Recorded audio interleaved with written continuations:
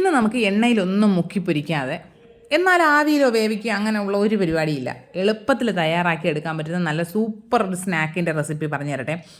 നല്ല ടേസ്റ്റാണ് കഴിക്കാൻ, കുഞ്ഞുങ്ങൾക്കൊക്കെ ഒരുപാട് ഇഷ്ടപ്പെടും. എന്നാൽ നല്ല ഹെൽത്തി ആയിട്ടുള്ള സാധനങ്ങൾ മാത്രമേ യൂസ് ചെയ്തിട്ടുള്ളൂ. ഞാനിതിവിടെ സ്ഥിരം തയ്യാറാക്കുന്ന ഒരു പലഹാരമാണ്, ഇവിടെ എല്ലാവർക്കും ഭയങ്കര ഇഷ്ടമാണ് കേട്ടോ. പഴം വെച്ചിട്ടാണ് നമ്മുടെ ഈ സ്നാക്ക് ഉണ്ടാക്കുന്നത്. നമ്മുടെ ഏത്തപ്പഴം ഉണ്ടല്ലോ, ഏത്തപ്പഴത്തിന് ഇപ്പോൾ നല്ല വിലയുണ്ട്. അപ്പോൾ വീട്ടിലൊരു കൊലയുണ്ടായിരുന്നു, അതിൽ ഒരു 4-5 പഴം ഇരുന്ന് വല്ലാണ്ടങ്ങ് കറുത്തു. പിന്നെ ആരും കഴിക്കില്ല. അപ്പോൾ അതിനെ തീർക്കാനുള്ള ഓരോ വഴികൾ നോക്കണമല്ലോ. 4 പഴമുണ്ടേ, അതിൻ്റെ തൊലിയൊക്കെ കളഞ്ഞിട്ട് അതിനെ നമുക്ക് ഇതുപോലെ ചെറിയ ചെറിയ കഷ്ണങ്ങളായിട്ട് മുറിച്ചെടുക്കാം.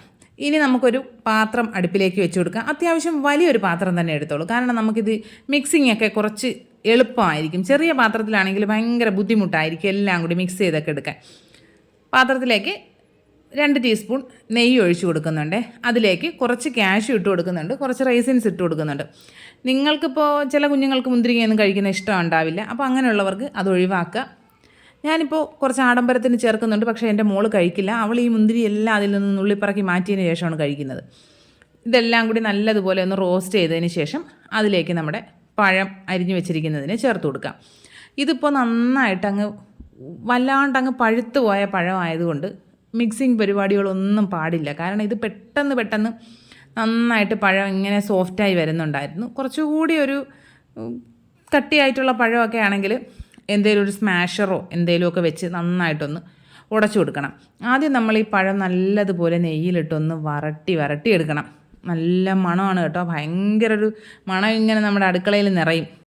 ഈ പഴം നന്നായിട്ട് ഉടഞ്ഞ് വരുന്നതിന് ശേഷം നമുക്കിതിലേക്ക് കുറച്ച് ഏലക്കപ്പൊടി ചേർത്ത് കൊടുക്കാം. നമ്മൾ ഈ സ്പാച്ചുല വെച്ചിട്ട് നല്ലതുപോലെ ഒന്ന് പ്രസ് ചെയ്ത് കുറച്ചങ്ങ് ഉടച്ചെടുക്കാം. എന്ന് വെച്ച് നമ്മളില്ല മിക്സിയിലിട്ട് അടിച്ചെടുക്കുന്ന ആ പരുവൊന്നും വേണ്ട.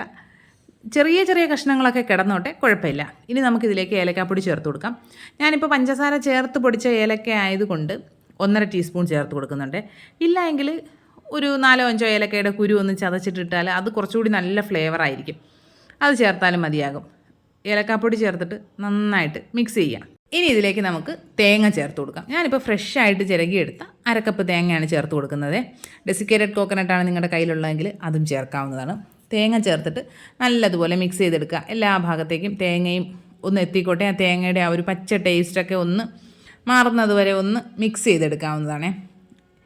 തേങ്ങയും പഴവും എല്ലാം കൂടി നല്ലതുപോലെ യോജിച്ചതിന് ശേഷം നമുക്കിതിലേക്ക് റവ ചേർത്ത് കൊടുക്കണം.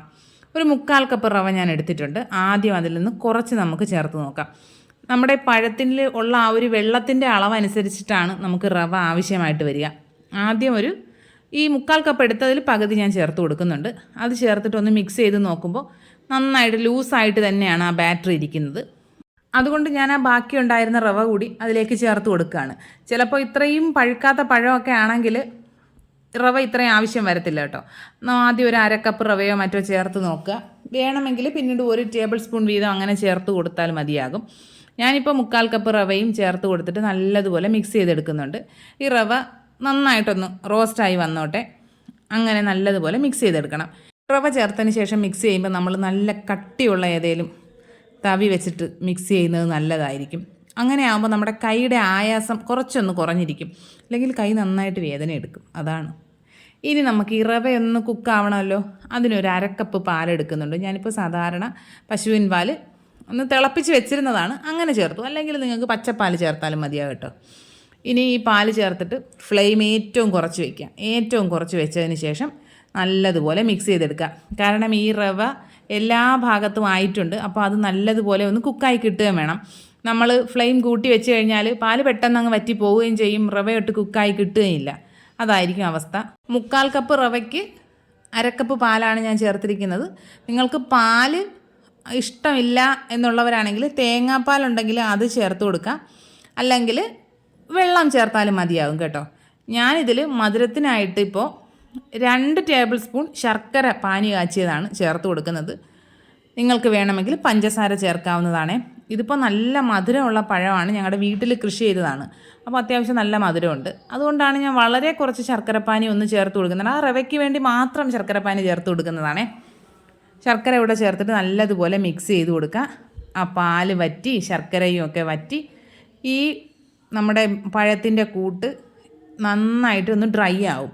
ഡ്രൈ ആയി നമ്മുടെ ഈ പാത്രത്തിൽ നിന്ന് വിട്ട് വരും. എല്ലാം കൂടി യോജിച്ച് ഒരു ബോൾ പോലെ ആയിട്ട് വരും. അതുവരെ നമ്മൾ മിക്സ് ചെയ്ത് കൊടുത്തുകൊണ്ടേയിരിക്കുക.